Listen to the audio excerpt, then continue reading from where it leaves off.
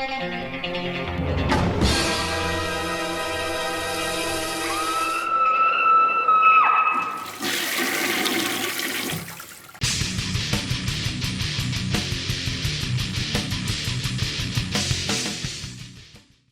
it going? Thralls of Metal here once again. I'm Necrotic Nick, and I have another album review for you. This one is another one that was brought to us courtesy of Screaming Toilet. Again, fun site, lots of cool podcasts, movie reviews, album reviews, a lot of pop culture stuff, and, I love that kind of shit, and I imagine a lot of metalheads do too. So this time I'm reviewing Eternal Rest's new album, The Picture of Hatred. This came out this year on Gorehouse Productions. I forget which month, but I believe it is already out. This band formed in 2008, and they're from Australia. It's more of a modern death metal sound with hints of deathcore to them. I have their debut full-length, Prophetic, and I thought it was a pretty decent one. When I saw they had a new one, I figured why not check it out. So the album opens up with a song called Sanctuary of Light, and right away you get a sense of what their sound is about. It's, again, very modern death metal mixed with some chorish elements. The vocals come across as kind of behemoth-ish, in the sense that they're very layered, but there's also some very robotic filter that seems across the entire mix on the vocals, making it almost sound like Nurgle, except he had the distortion from Batfleck's Batsuit from, Dawn of Justice, which I'm not a fan of that movie. But it kind of makes the whole performance sound very robotic, and it's very much a one-note vocal across the board. Now, this album is very riff-driven. It is only one guitarist in here.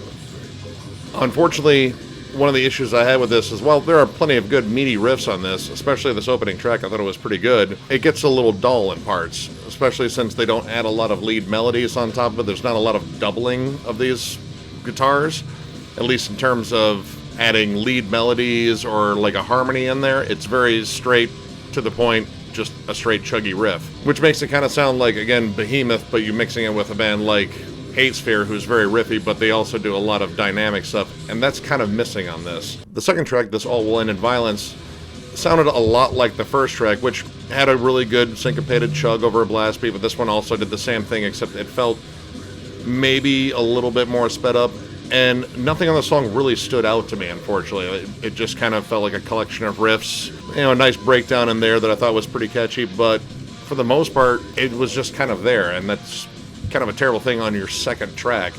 It's supposed to get more and more interesting as it goes along, and that didn't really do it there. Now, Obscured Faith, the third track, actually brought in some more dynamic song structure. I thought the riffing was a little bit more creative.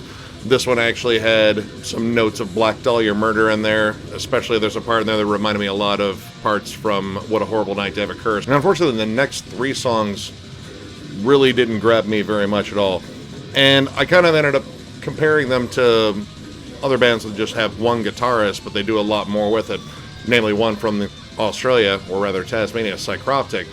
But whereas they throw in these really awesome angular riffs and really catchy arpeggios and such, really make these moments stand out and kind of dazzle you with this, rather than playing leads. These guys just kind of stick to the root, and these riffs aren't that creative, unfortunately. They're not very engaging. You feel like you've kind of heard them all before, and they feel kind of watered down, unfortunately. Even moments that I thought were catchier in The Will of Death and The Painted World still could have used a little bit of extra guitar chops just to make them stand out. There really wasn't anything dynamic about it. And then right in the middle of that, Chain of Nothing is just kind of a flat-out dull song. It really didn't go anywhere. Now, it picked up around the title track, and honestly, the back half of this album was a lot better than the front half. The title track actually goes with a slow fade-in, and it's more of a mid-tempo track, and this one was really good about building the tension and, the overall feel of the song. It got stronger as it went along. My only issue was it didn't last very long. It kind of stops abruptly when you feel like there could have been more to it. I felt like they left a little bit on the table on that one. The song Water Me Not comes out with a riff that sounds nothing like anything else in this album.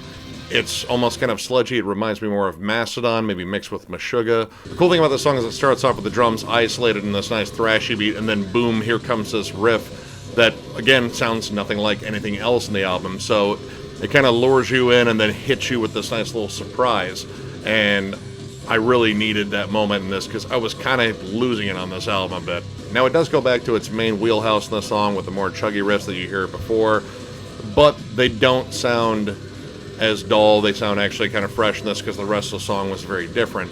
So this one easily was the strongest song on the album for me. I really dug it. Another standout on this was the last track.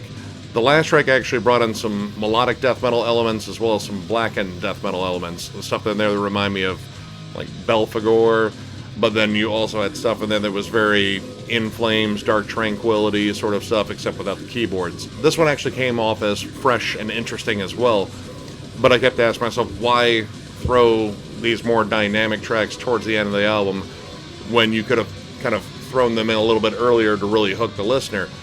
You know, not that the songs on this album are necessarily bad, but some of them are just really dull. They're kind of, you know, there. That's about it. Almost feel as though they're just kind of filler to pad out the length. This could have been a really awesome EP, but they chose to make a full length, and there were some kind of subpar, boring songs in there, unfortunately. And death metal should never be boring. It really shouldn't. Overall, I'm going to give this one 2.5 stars. I think there's some good ideas on here, but they came in a little bit later, and I just think this band could use a little bit more adventure, a little bit more imagination in the sound, because some of these songs just kind of came off a little flat. And as much as I love big riffs, you got to kind of vary them up and you got to structure them a little bit differently from song to song, otherwise the album gets stagnant and it doesn't move and you're going to lose the listener. At least in my case, that's what happened. But this album isn't without its gems, and there are some songs here I'll definitely jam again, and I would definitely check these guys out. And I would definitely check out another release from these guys just because I think there's still some ideas in here that are coming to the surface, and who knows, they might get a little bit more experimental in their next album. So, if you like the review, give it a thumbs up, and if you're new to the channel, subscribe, because we do shit like this all the time. A lot more stuff coming from Screaming Toilet, and, well, there's always a bunch of releases coming out, so we're going to have a lot to review. Catch you guys later.